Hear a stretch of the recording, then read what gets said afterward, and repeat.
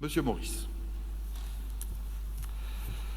Merci, Monsieur le maire, Mesdames et Messieurs les élus, Mesdames et Messieurs. Au nom du groupe Archipel Citoyen, un propos liminaire dans un contexte, vous avez conclu là-dessus, de pandémie de Covid-19, illustre dramatiquement les vulnérabilités de notre modèle prédateur qui provoque une crise économique et sociale sans précédent sur laquelle vous avez été bien silencieux et qui accentue, selon nous, l'urgence d'agir pour organiser notre résilience, relocaliser l'économie, renforcer les services publics et tous les métiers du lien, consolider la protection sociale. Selon nous, la ville de Toulouse se doit d'agir en ce sens afin de protéger les Toulousaines et les Toulousains. Or, nous avons plutôt le sentiment que vous ronronnez, et vos propos liminaires l'ont montré, et isolez Toulouse des changements nécessaires et profonds qui s'engagent partout ailleurs. Sur l'économie et l'emploi d'abord. Le candidat Moudinque disait qu'il serait le maire qui sauverait les emplois. Fraîchement élu maire, Monsieur Moudinque, vous avez vous-même avoué votre impuissance en indiquant que votre marge de manœuvre n'était pas celle d'un industriel et en relativisant la dépendance de notre territoire à l'aéronautique. Cette impuissance se double aujourd'hui d'un silence incompréhensible, au moment où la réalité de la crise économique vient démentir votre analyse et inquiète tant de Toulousaines et de Toulousains. Vous regardez passer les plans sociaux. Une vingtaine de plans sociaux sont en cours, avec plus de 6500 suppressions de postes annoncées depuis mars 2020, ce qui correspond à 7,84% de l'emploi industriel dans le bassin d'emploi de Toulouse.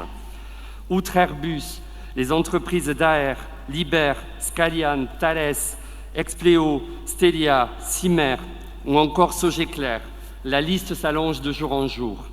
Nous sommes la grande ville la plus touchée et vous n'avez pas dit un seul mot ce matin à ce sujet.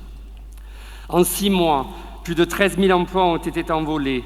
Le secteur de l'aéronautique a ainsi perdu la totalité des postes créés entre 2009 et 2019. Avec 15 000 suppressions d'emplois annoncées, dont 3 378 rien qu'à Toulouse, Airbus fait partie des groupes les plus touchés par la crise. La réalité, c'est que la dépendance à quelques très grandes entreprises, Airbus en ce qui nous concerne, et sa vulnérabilité aujourd'hui a des répercussions sur toute l'économie. Et face à cela, Monsieur le maire, un Xème rapport ne suffira pas. Il faut être aux côtés des salariés qui subissent ces licenciements pour les soutenir.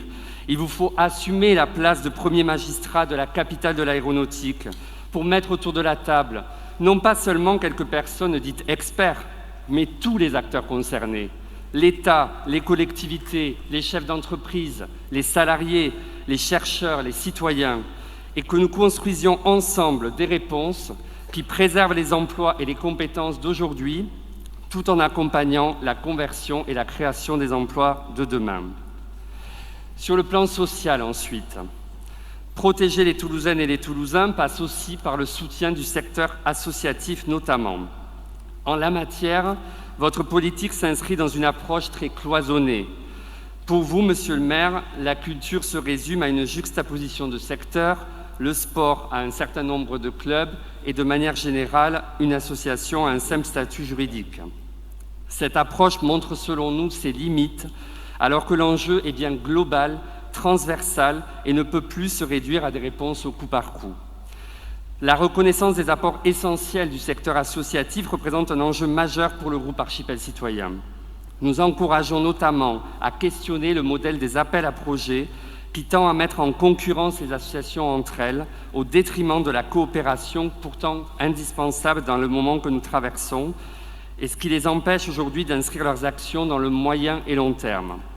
À Toulouse, depuis plusieurs années, ces associations ont été malmenées, subissant quasiment toute une baisse de 25% dans le précédent mandat, sans concertation, mettant en péril la survie d'une part d'entre elles. Ce traitement, qui s'appuie sur un simulacre d'égalité, c'est un signe manifeste d'une absence de vision politique de la municipalité et traduit un manque de considération générale pour les associations. Il est temps de reconnaître le rôle essentiel joué par le tissu associatif en matière de cohésion sociale, de partage, d'échange, d'action sociale ou environnementale. Les associations présentent une utilité sociale complémentaire à celle des politiques publiques. Elles peuvent être un soutien pour apporter une expertise citoyenne utile à l'élaboration des politiques publiques. La confiance et la coopération entre collectivités et associations sont des facteurs de renouveau démocratique. La municipalité doit donc considérer les associations comme de réels partenaires pour construire ensemble des outils au service du commun. À ce sujet, et comme nous avons pu l'exprimer dans les différentes commissions municipales, nous avons besoin de transparence dans l'attribution des subventions. Les délibérations qui nous sont soumises aujourd'hui restent cloisonnées, sans explication sur les critères d'attribution ou de rejet des demandes de subventions.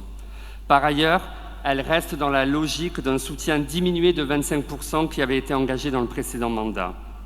Tout cela justifie que nous nous abstiendrons sur l'ensemble des subventions qui nous sont proposées aujourd'hui. Mais nous faisons aussi des propositions. Nous vous demandons tout d'abord un état des lieux par association des subventions versées depuis 2013 pour voir l'évolution de celles-ci et permettre une totale transparence en ce début de mandat. Nous préconisons ensuite la mise en place d'une commission d'attribution unique de l'ensemble des subventions pour redonner du sens à la vie associative.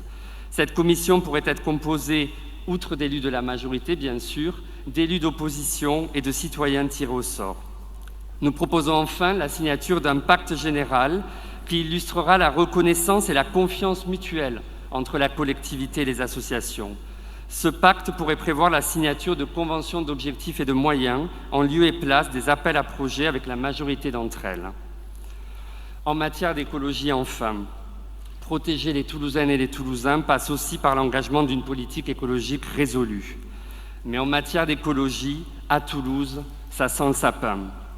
Après plus de 3 mois de travail, vous ne présentez aujourd'hui à l'ordre du jour aucune nouvelle orientation, et vos propos liminaires en témoignent, rappelant des projets déjà engagés, aucune délibération relative à la lutte contre le dérèglement climatique ou à la perte de biodiversité.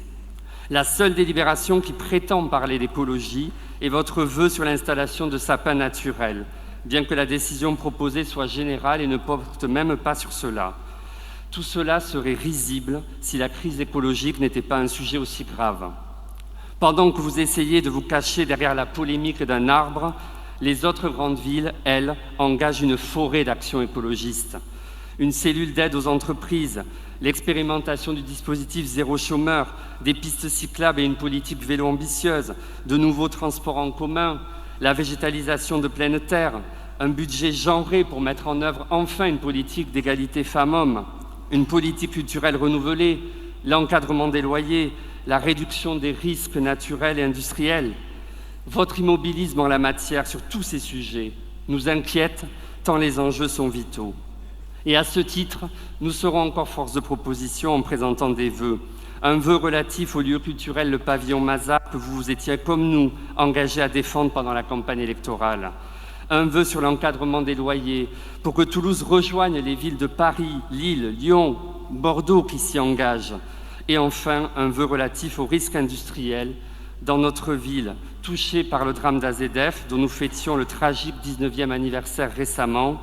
Il n'est plus acceptable que de tels risques soient toujours si présents, prégnants pour la sécurité et la santé des Toulousaines et des Toulousains.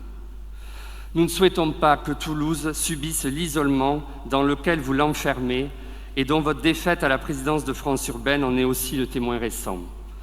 Les urgences sanitaires sont le reflet d'urgences écologiques et sociales qui appellent à agir résolument pour transformer notre modèle de développement local. Au fond, les vœux qui sont déposés aujourd'hui donnent une image de l'état d'esprit qui nous anime en début de mandat. Les 2 vœux de votre majorité sont soit politiciens, soit généraux, et tous 2 incantatoires.